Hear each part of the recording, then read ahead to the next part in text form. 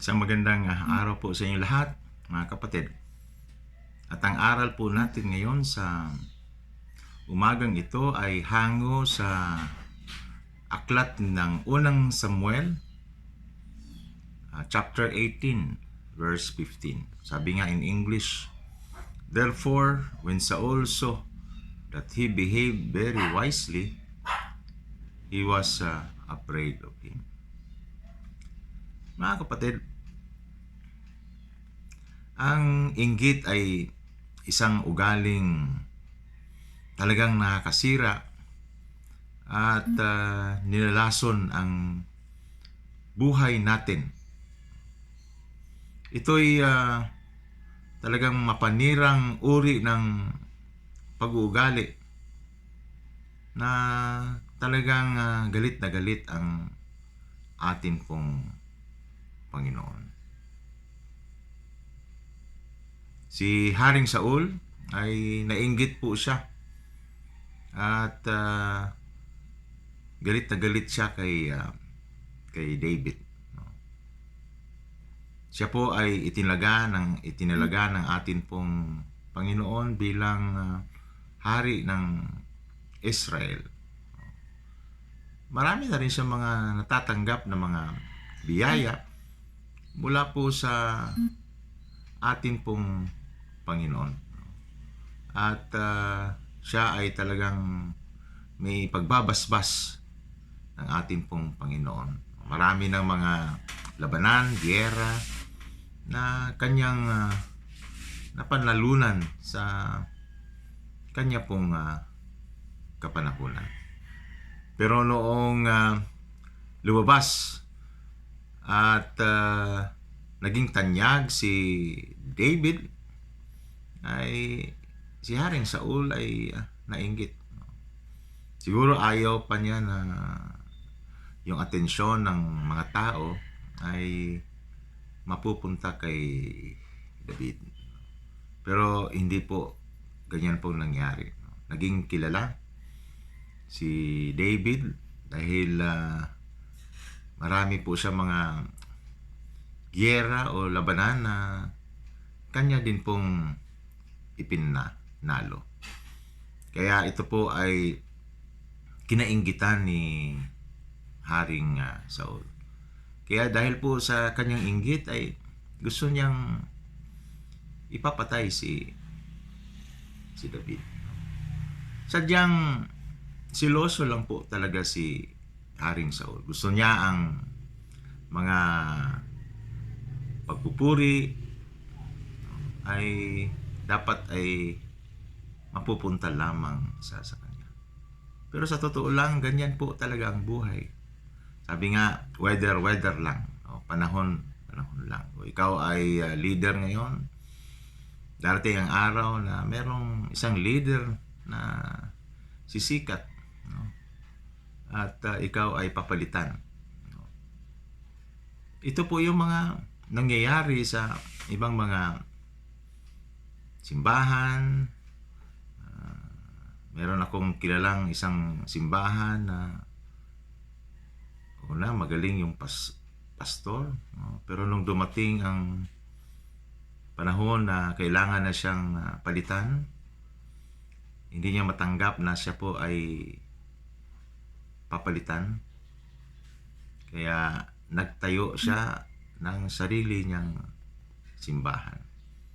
At kadalasan, ganun po yung atin pong mga nakikita sa atin pong mga leader. Para bang naiinggit sila sa katanyagan ng iba.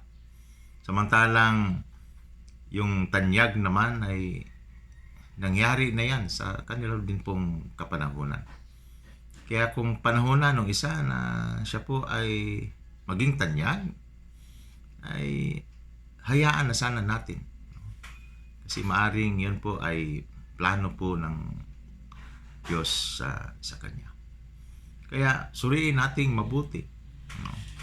Kung ang Panginoon ay nagpapahiwatig sa atin na kailangan na nating umalis sa atin pong kinalalagyan ngayon, o kailangan na tayong sumulong sa iba pang mga gawain ng ating pong Panginoon at ibahagi natin sa susunod nating mga henerasyon ang atin pong tungkulin, so be it. No? Let others shine.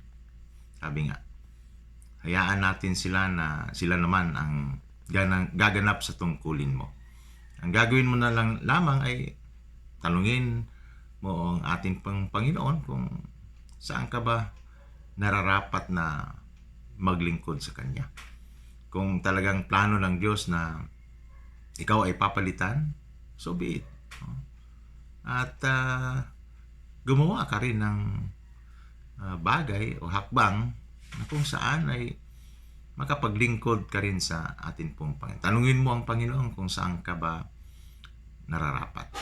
Maraming mga gawain ng ating pong Panginoon.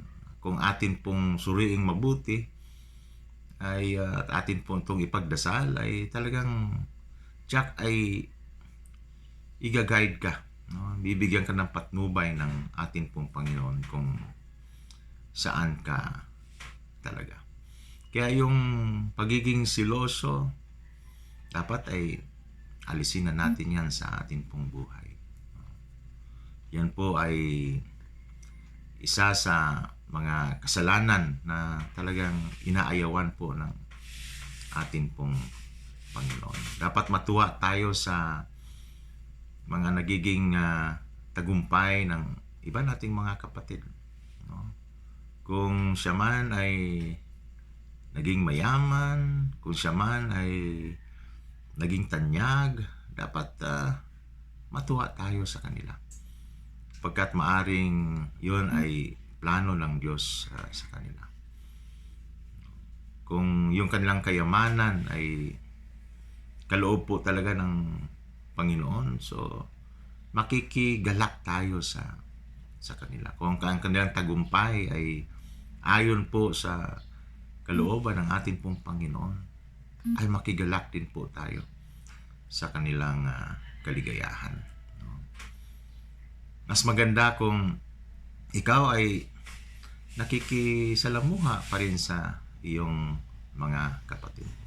Na kahit hindi ka na leader sa isang community, pero dapat ay nakikita ka pa rin ng iyong mga miyembro na patuloy ka pa rin naglilingkod.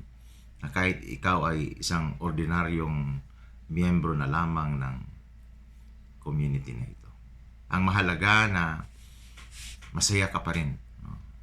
Mahalaga na nagiging kabahagi ka pa rin sa tagumpay ng iyong community. Na ibig sabihin ay kasali ka pa rin. Ang iyong maliit na paggawa ng mabuti, no, ay naging kabahagi ka ng tagumpay at pagpapalago ng community. Kung kailangan na ikaw ay lapitan upang hingin sa iyo ang iyong advice, ang iyong mga payo, so ipagkaloob mo sa kanila.